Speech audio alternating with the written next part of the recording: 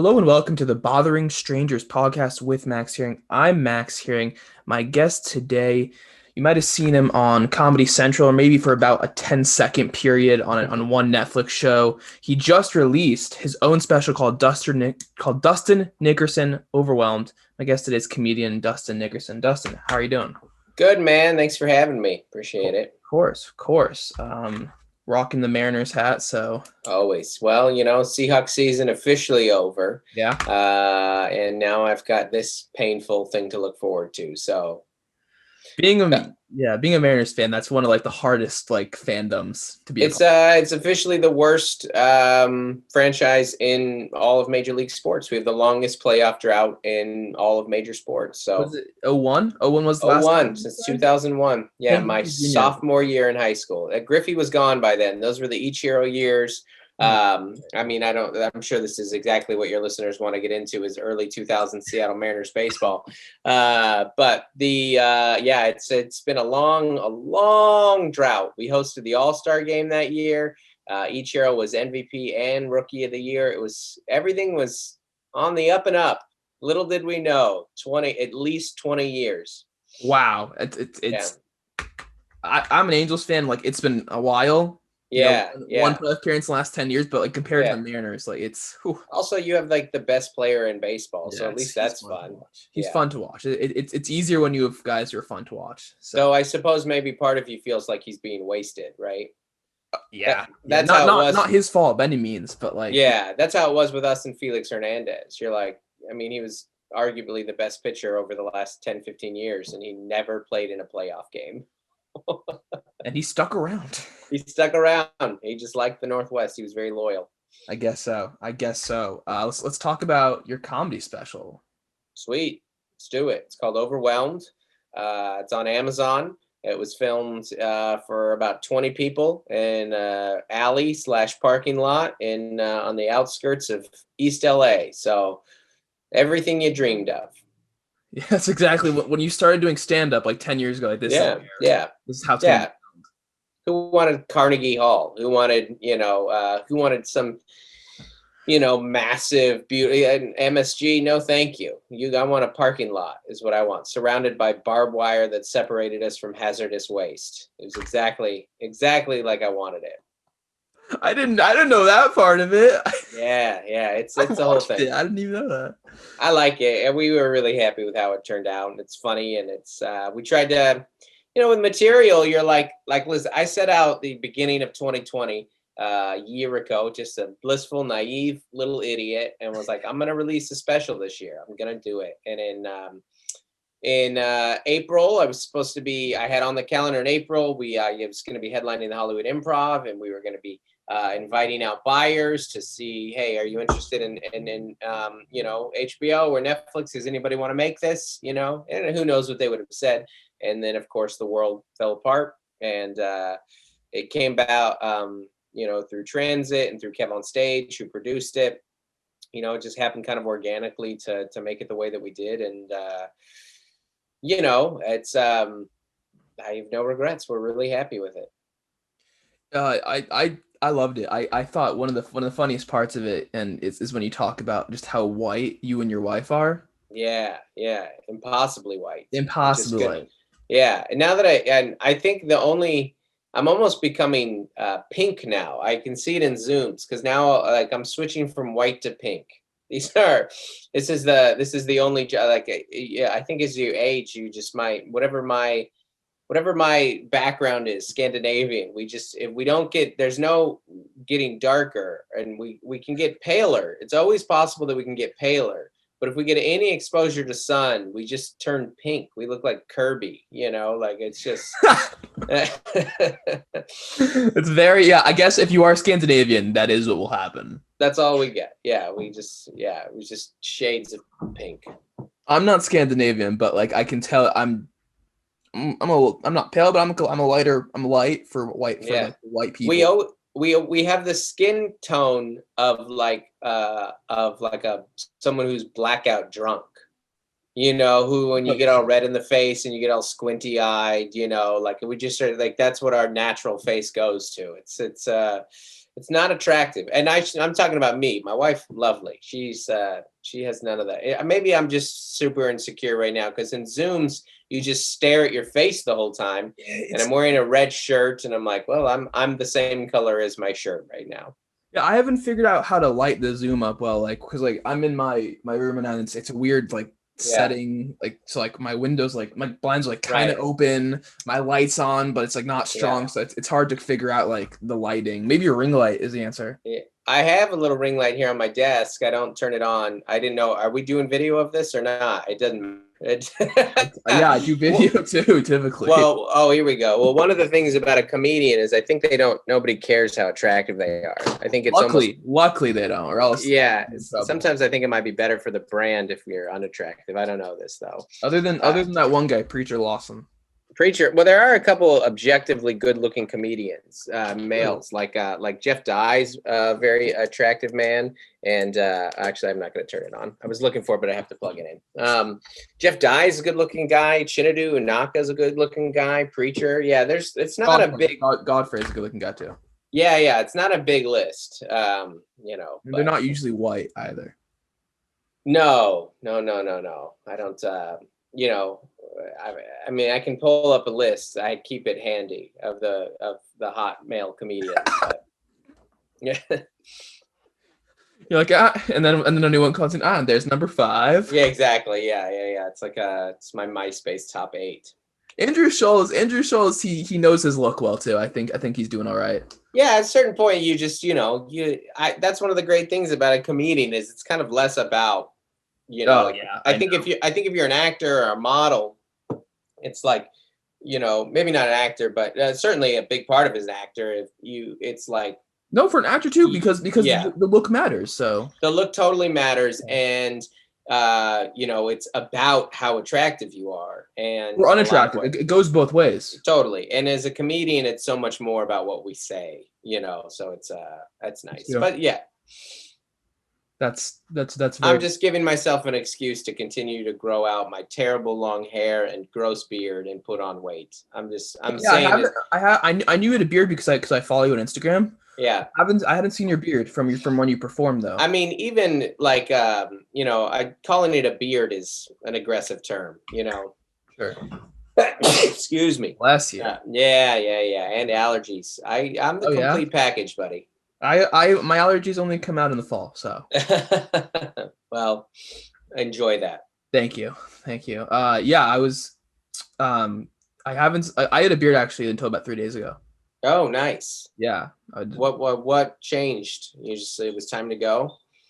Yeah, it was time to go. I can grow the full beard. The mustache, not as good. So like, the whole look doesn't get tied together. It's okay, but like, I actually didn't shave the mustache, and you can't even see it. So that should tell you how it goes. Yeah.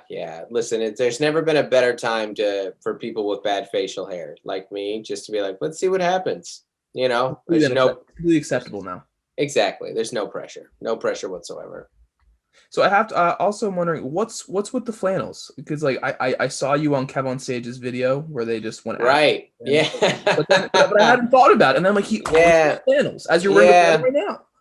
Yeah, it's kind of just a uniform for me, Like, listen, I grew up in Seattle in the 90s. Like, that's like standard issue. I thought about that. I thought about like you grew up in like the grunge era of Seattle. Totally. That's what we wore. Like Hootie and the Blowfish and like. Yeah, I heard a friend of mine say once, like, how you dress like your junior year in high school is how you dress forever or something like that. And I remember laughing at that because that's not entirely true, but there is an element of like, that's what's most comfortable to you.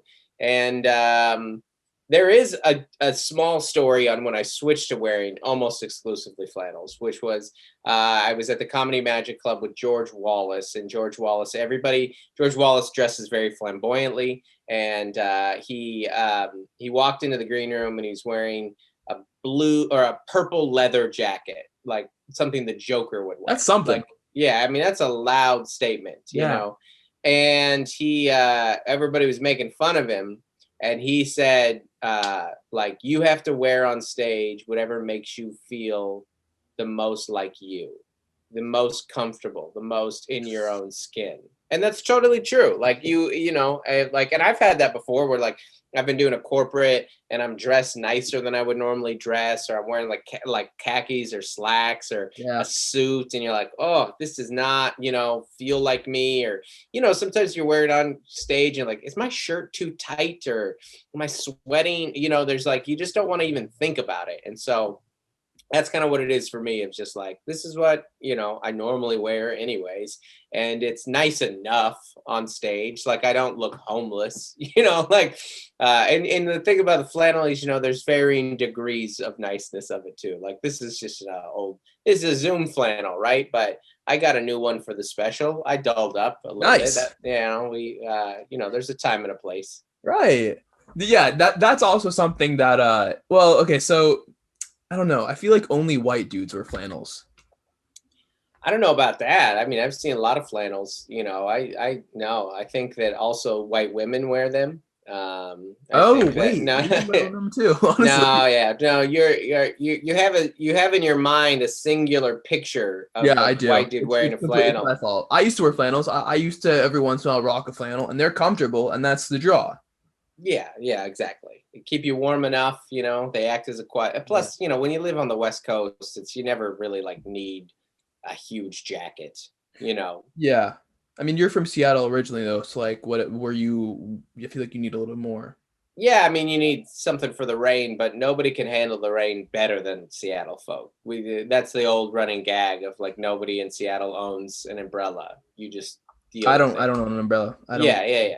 But I mean, in Orange County, of course you don't. You would think people in Seattle own one, but they don't. They're Yeah, like, it's nah, fair. I'm not gonna lug this thing around everywhere. What about your kids? You have three kids. They're San Diego kids. What are their Yeah, yeah. what happens when it rains there?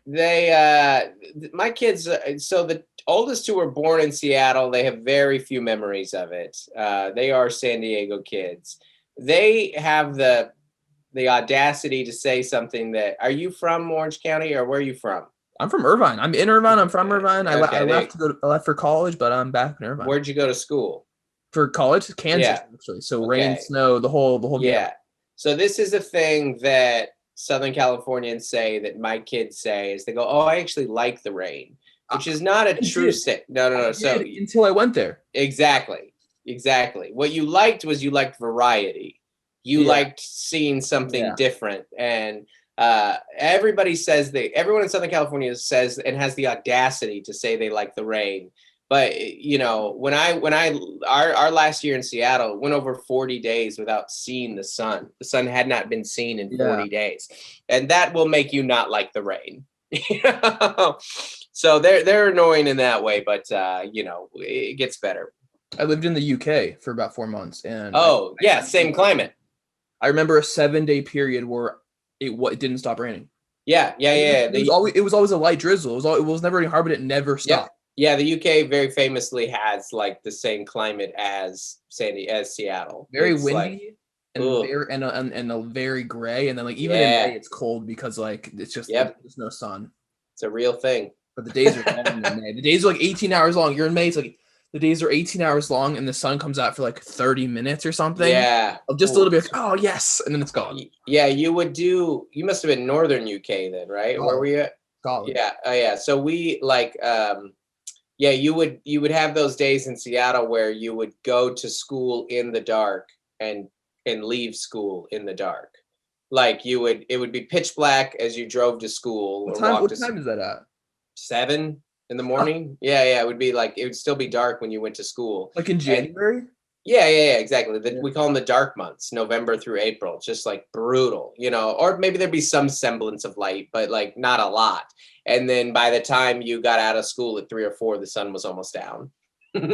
Yes, that's right. It's real depressing. Scotland, we would do like when I got there in January, it was like nine to three, pretty Yeah. much. 9 to 3 where the sun was up. You wouldn't see the sun, it was just up. It was just up. It was behind clouds. And Yeah. then by May, it was like, 6 to 12, 6 a.m. to 12 a.m. It was like Yeah, really yeah. long. In Seattle, there's the big mountain, Mount Rainier's there, Yeah, I've been there. and people. There's an expression you hear a lot up there where people say the mountain is out today, which is a very funny thing when you think about it, that it's this 14,000-foot mountain that you can't see a lot of the time because it's behind clouds all the time. Wow. So a clear day, like, oh, the mountain is out today. That you could even hide a mountain is pretty funny. I've been to Mount Rainier and it is huge, so I never thought about it. Like, Yeah, real big, yeah. where are And you from just in Seattle? I grew up in a city called Federal Way. It's actually closer to Tacoma. It touches Tacoma. So South Puget Sound area.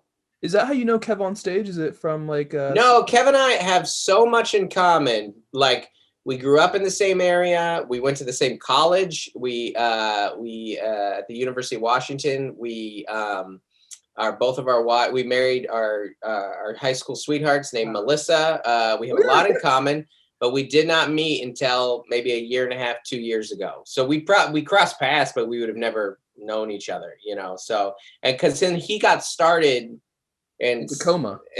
Yeah, and then I think he was in like the Bay Area for a while too, or Sacramento or something like that, I think he came down, he got closer and closer to LA, Yeah. Right. He'll be in So Mexico soon.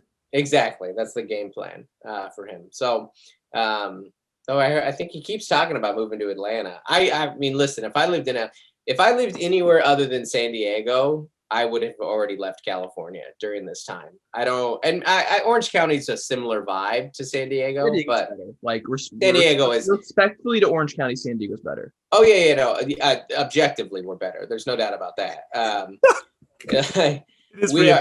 Yeah, I mean, San Diego is not. San Diego is not the best city this is all opinion based in California. To me, San Francisco is the best city again, this is all opinion based. I love San Francisco, but if I lived anywhere other than San Diego over the last 10 months, I would have been gone. There's no way. What's kept you here? San Diego's perfect. It's like the weather. Is that it? Is it the weather? It's the weather. It's the things to do. There's outside activities. There's also the fact that my kids are I have a kid who starts high school in the fall, so I'm not trying to move him anytime soon, But there's still, we've got beaches and parks and a lot of outdoor dining is still an option, and it's not. And we didn't have as aggressive of shutdowns as LA either, So. And Orange County, yeah. The Orange County is just not doing them. Don't never go to Huntington Beach. Yeah. In the pandemic. Oh, it's so funny. There's that, people don't realize that, outside of California, people don't realize that, there's San Francisco, and then there's LA, and then there's everything else. A lot of California is a lot like the Midwest or Arizona as far as vibe and culture. People move from the Midwest to Bakersfield. Totally, yeah. Like Huntington Beach and Scottsdale are the same. They're very politically. They're very similar. Even Irvine and Scottsdale are identical. They're the same place. No. Yes, they really are. You're the same place. I've been to Scottsdale too, and they're similar. Like financially speaking, they're similar, but the people aren't the same. Orange County is Arizona. I'm sorry to tell you this, but it is. It just with a little cooler. It holds a lot of similarities to Arizona, but we have the beach. You do have the beach. That's it. But I mean, politically, you're identical. Similar. Politically similar. Just the attitudes are similar. Yeah, San Diego is split. It really is because it's a military town. Yes. And there's money in certain areas, but there's real poverty in certain areas too. But we are a big enough city that you have kind of your standard cities have liberals. That's just kind of how it is with cities, we kind of alternate between conservative and liberal mayors and stuff. And so there's definitely it's definitely split. When you walk around our neighborhood, it's a mix of flags. It's a mix of Biden and Trump flags. Yeah. Though you're not seeing as many Trump flags right now. Irvine, they don't care. In Irvine, they're I don't there's so much political I think apathy is the term. Mm-hmm. Where they're just I don't care that there's so few flags.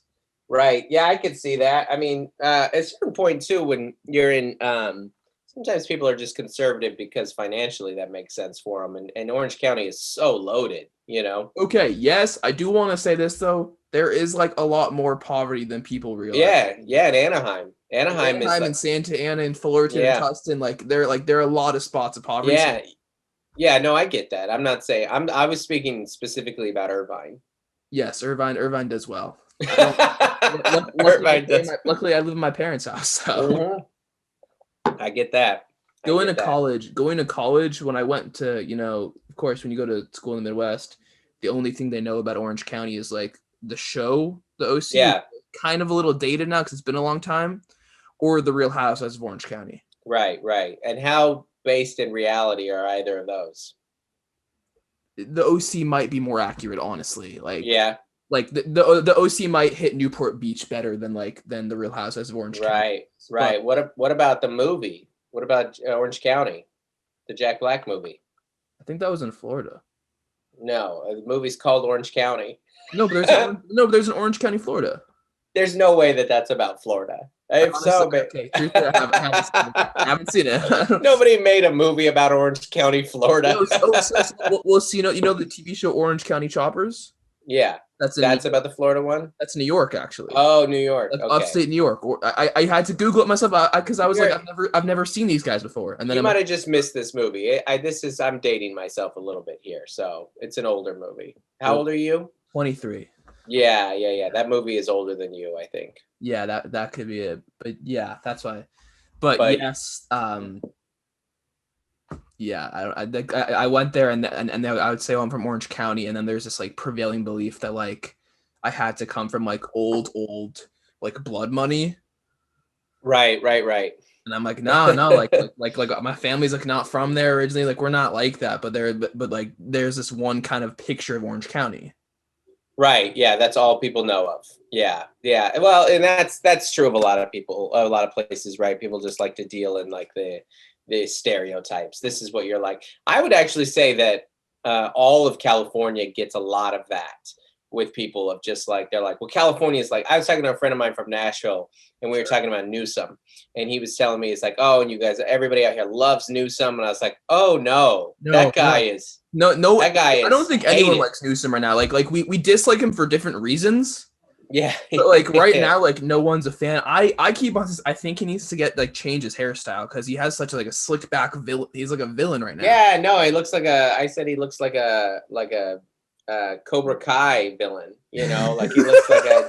He totally looks like he's at the bad dojo. No one likes Newsom right now. It's just for different reasons, pretty much, or Yeah. similar reasons. But like, No, it is the similar reasons. It's incompetence and hypocrisy. That's why people don't like him. he's been very high on hypocrisy. Right. And that's all you have to do. I mean, when you were going to toe the line like he did with the aggressive closures and then he didn't follow them. He didn't close his own winery. He didn't close his own winery. His kids are in school, there's He just went to like, that restaurant. yeah. Never heard of No politicians care about you. That's one. There's not a one. There's maybe. I actually, my hope was too high. Governor's too high of a level at that. Yeah.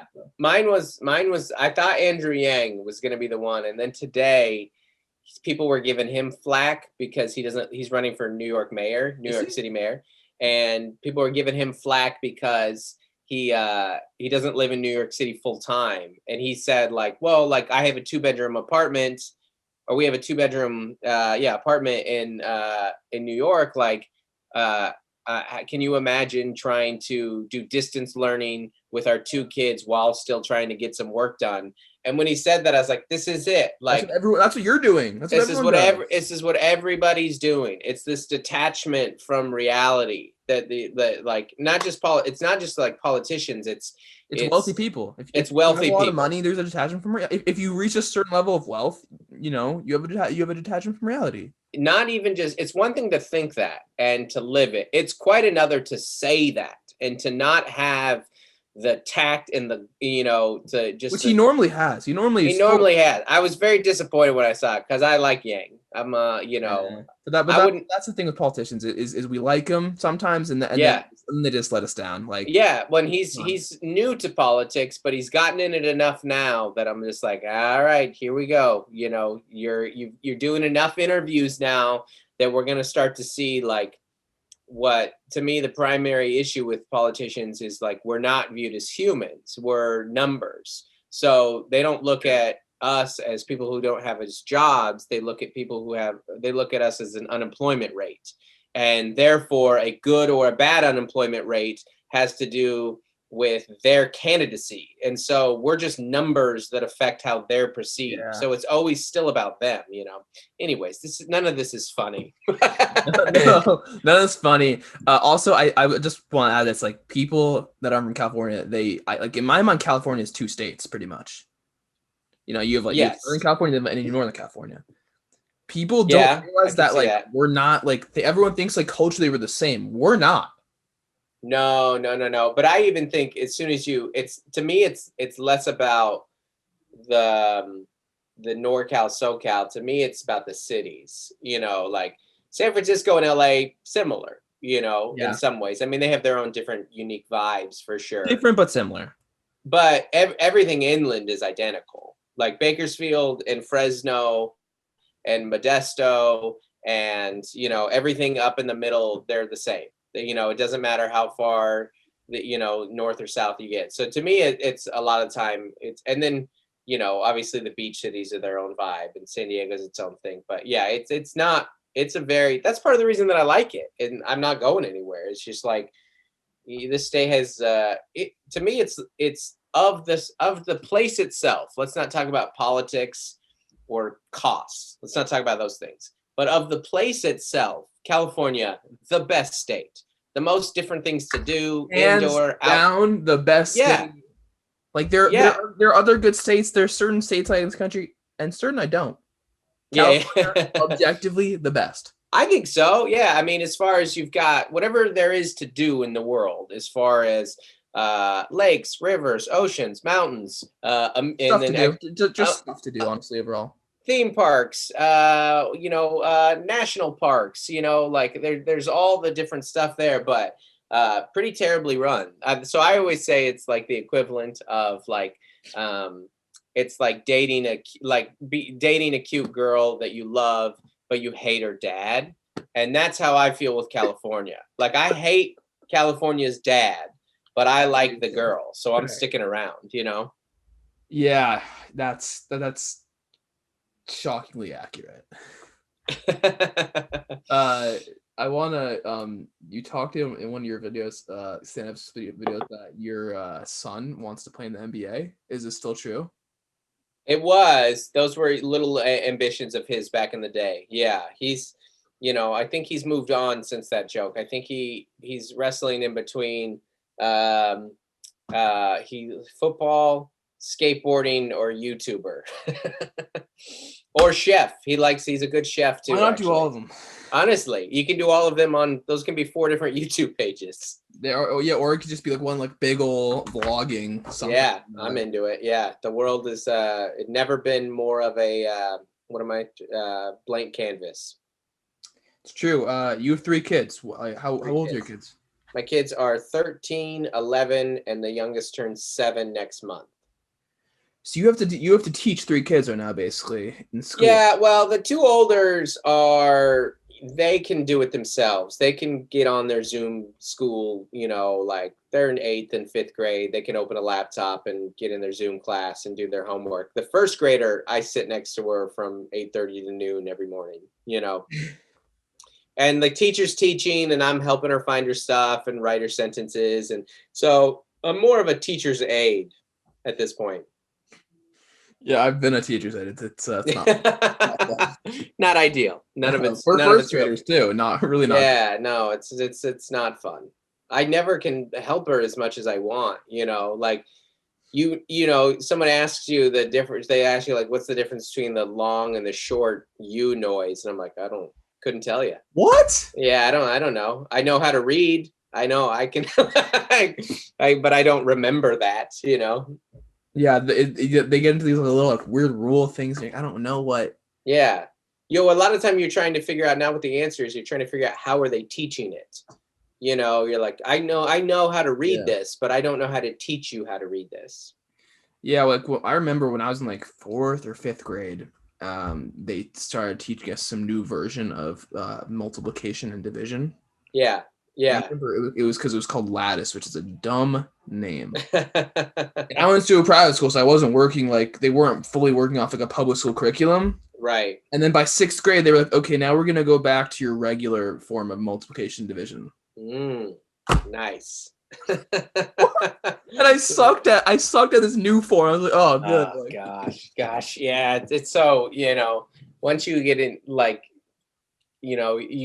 when you're a kid, all you can see is like, well, whatever the teacher tells me is right. But then as you get older, you're just like, these were just people who made up these ways to teach these things. These aren't perfect, like these teachers weren't perfect. The person who wrote this curriculum, he's just some person, Yeah, especially once like I think I'm gonna go here. Like in American history textbooks. Right. Yeah. Like they whitewash the textbooks, right? Sure. Yeah. I mean, there's definitely, it's hard to remember. Like if I didn't have the textbook in front of me, I don't remember what I was taught, but you know what I mean? You're like, did we talk about that? I mean, we definitely like talked about like slavery and stuff like that. I made that joke a while back, like in June. I remember I was like, we learned so little about Black history in America and so much about the Greek gods. It's insane. Like I felt like which one's more relevant? I don't know. I feel like 90% of my education was about mythology, and then, but like we didn't talk anything about redlining, you're like,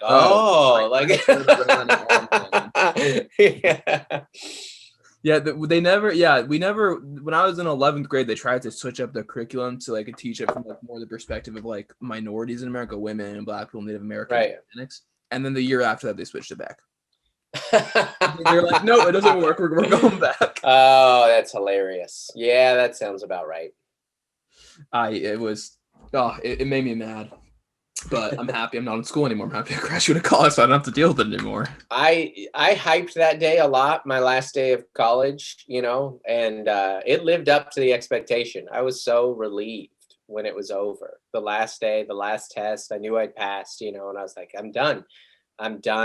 Because for me, I'm really bad at languages, and so because the language brain and the math brain are the same. I'm not good at math or languages. Are they? Yeah, they're pretty similar. They're both left brain stuff. So I pushed off. That was the last thing I had to do was take, because you have to do I had to do 3/4 of Spanish, or whatever language, and so I did. It was called Español Intensivo, and so we would do. It was 3/4 of Spanish packed into one summer quarter, and so you would go for 3.5 hours a day, 5 days a week, and so I just that's what I told my wife. I was like, I can do this. I can do this for 9 weeks. I can do 9 weeks of Spanish and just get through. And I remember so vividly walking out. It was in August, just walking out like, I'm done. I'm never going back to school. There's no more homework. I'll never have homework again the rest of my life. Totally lived up to the expectation. My grandparents, when I was like in my last bit of college, they were like, so you're going to grad school, right? And I'm like, what? Like, who are you talking to? Not me. I'm not going to grad school. Yeah, that's a big no. There's still like on some level some sort of expectation for me to go to grad school, but I'm like, what? Yeah. I can't see myself like in like a system I have to like write papers and do homework, and like even if like they pay for it, I still can't see it. There's just no. Yeah, I mean, maybe you should now. I guess maybe now. Honestly, maybe now's not the worst time anyway. But like, yeah. But though I don't know. Even though things have been so slow, it's an oddly hard. Oddly hard to be motivated. Like I think it's crazy to me that like, a couple days ago, people stormed the Capitol, and then yesterday or today, people got up and went to work. That's so wild to me. Like this, like all this stuff's happening, but you still had to go into your shift at Chili's or wherever you work today, you know? Without getting too political about it, I think I honestly think as Americans, we downplayed that our capital was stormed, like not like just a little bit ago. Yeah, I mean, I don't know that I suppose it depends who you hear talking. I mean, that's all I've heard people talking about, you know. So I don't know that it got downplayed, but I don't think people realize that was the first time that happened since 1812, though. so, yeah, well, the as far as people occupying it or like storming it, because people have like come to the Capitol building before. But what do you mean by the first time? Occupying it, like Yeah, the British did in 18. yeah, it's wild, and to see like Confederate flags and stuff, and then I mean, but it is pretty satisfying to see them getting arrested because they had such gall to go and just kind of like they kind of were acting as if they were Trump himself and that like I can just do whatever I want and I'm not going to get in trouble. And so to see them getting arrested is so satisfying. Yeah, I used to on this podcast be afraid of talking politics, but I think everyone at this point knows that I'm like more liberal than conservative. So I don't yes. I don't toe any line. I think that both extremes are crazy. They're bad in different ways, essentially. Exactly. They're two sides of the same coin. But I am a big fan of justice, and I like in the sense that I think when we were all seeing those things happen, you're like, there has to be some consequence. Look how they're just showing off, like the guy on Pelosi's desk. He was arrested immediately. Exactly, which is great. That makes you real happy. Yeah, I was like, yes. I've been watching videos all morning of the people getting kicked off planes, and I could watch that. That's like porn to me. I could watch it. They usually have it coming. Oh, it's so great. I love watching it. It's so good. Just to see someone just be so brazen. It's the same thing of watching like the YouTube compilations of like really cocky fighters get knocked out. It's the same thing. You know, you just like to see, you know, the giant fall, the really arrogant person get what they had coming. So I assume you're gonna watch the Jake or Logan Paul fight with Floyd Mayweather then. Oh yeah, clocked. I'm not gonna pay for it. That's for sure. I was so sad that Nate Robinson got knocked out. I mean, I'm a University of Washington guy. Big fan. I was there when Nate Robb was there. I had classes with Nate Robb. Oh, did you really? Wow. Big fan of Nate Robb. You're dating yourself by saying that. Yeah, well, that's I'm pretty open about my age. You know. So, anyways, I was rooting for him, and to see him turn into a meme. Thought he was gonna lose. I was rooting for him too, but I didn't see it. He was just so much smaller. And was it Jake or Logan Paul who fought him? I couldn't tell you. Whoever fought him had been training, and like if you've been training and he hasn't been training, and he's also like Nate Robinson was like 10 years older than he was, like you know, I'm sorry, the odds just aren't on your side to like do that. Yeah. Hopefully you got a good paycheck out of it. Oh, I have zero doubt. All he had to do was just like, you know, be humiliated in front of all of America. Yeah, but people move on pretty fast. Like it's all people talk about for a couple days, and then you move on. You know. Yeah. No, you're right. I know we have to end like relatively soon. Mm-hmm. But I do want to talk about, like talking before. What would you say your like demographic audience is when do you say you have a good chunk of everyone coming into your show? Yeah. I think so. I mean, listen, like I'm not big enough that I have some huge fan base right now. You know, like I've got there's a lot of available tickets when Dustin Nickerson comes to town. So I wouldn't say I have this like super, you know, defined group, but I've been promoted and have worked with I've been promoted by and have worked with a variety of people. And that's a lot of what this industry is who brings you up, you know? And so, you know, I've toured with church acts like John Christ and Tim Hawkins. I've toured with guys like Nate Bargatze and Taylor Tomlinson, and you know, I've done a lot of work with Kev on stage, and so Kevin Hart. Yeah, and I was on Heart of the City, and so you know, at a certain point, the people that kind of lift you up, you get chunks of their fan base, which is great, and that's when I feel like you really know you've got jokes that work. You know, like like I work clean, and so when I can Yeah. go into a dirty bar, like a bar show, and like I like when people are like apologizing, like, "Oh, dude, I'm sorry, I put someone dirty before you." I was like, "Do you think I care about that? Like, I don't. I don't think it matters. I'm a comedian, man. Like, this is the world that I live in, and I don't. Jokes are jokes, and if you can get your stuff to work and resonate with people, then you really know you've got something. So then my next question is like, it's like what we talked about before when you performed from a church gig a while back. Right. Yeah, that was fun. You talking about the all black church where We're I was the talking only about white that person in the church, building? and Yeah. it just looked like they didn't expect a white guy to come up. Like that's They all did it not seemed. expect a white guy to come, nor more than I expected to walk out. Well, I mean, at that point, I knew it was an all black crowd. When you walked in, like, oh, this is what it is. But yeah, This is what this is. Yeah, it was fun. It was a good time. It was a good show, and um, comedy.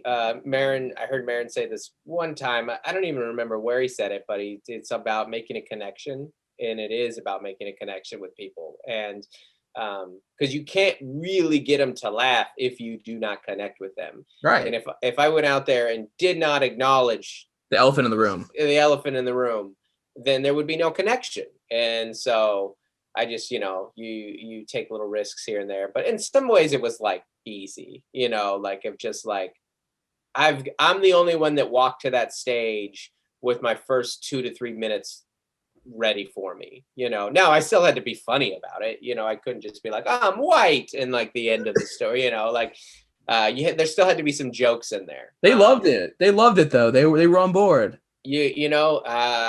Like I don't like I said, people are searching for connection and authenticity. It's why you can work with some comedians who their first 5 minutes when they kind of joke about being in their city. It's like when you go to a concert and you hear them go, San Diego, and you're like, yes, you're in my place. Like you're not just doing the thing. You're not just broadcasting the songs, and it's little moments like that people remember the most. Same with crowd work. They're just trying, they know there's an act, they know that you write jokes, they have an hour, they do these things, and it's so funny.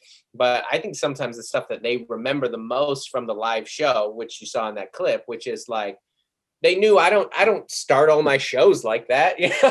I don't only perform in front of black crowds, exclusively black crowds. So it was a fun moment, and I'm glad that somebody's grainy little camera was running in the back of it. Oh yeah, the footage was grainy.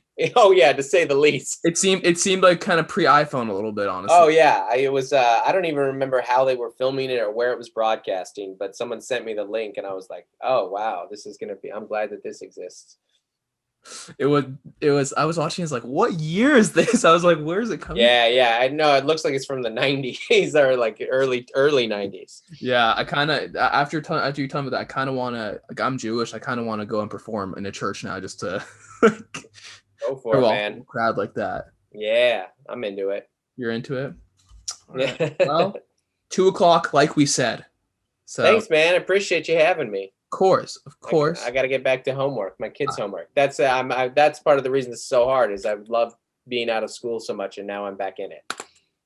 Yeah, no, it sounds awful. It sounds true. It is. I'm just gonna be honest. None of it sounds enjoyable, but it sounds like you're being a good dad. But thank you so much for coming on to my podcast. Thank you for letting me bother you. Absolutely, man. Thanks for having me. Where can we find you? Dustin Nickerson, at Dustin Nickerson. That's my Twitter, Instagram, TikTok, Facebook, all of it. And then DustinNickerson.com. And you can go watch my special called Overwhelmed on Amazon. Yep. All right. And is that anywhere else, or? It's on Gumroad too if you don't have Amazon. GUM, gumroad.com. So you can check it out there too. Yeah, check out Dustin's special Overwhelmed on Amazon. Check him out everywhere. I mean, you've been posting your social media content flying out, so I'm loving it. I'm trying to be out there, man. Well, you're doing it. So thank you so much for coming on. Cool, man. Appreciate it. Thanks for having me. Absolutely. And yeah, everyone have a good one. Sweet. Thanks, man. Yeah.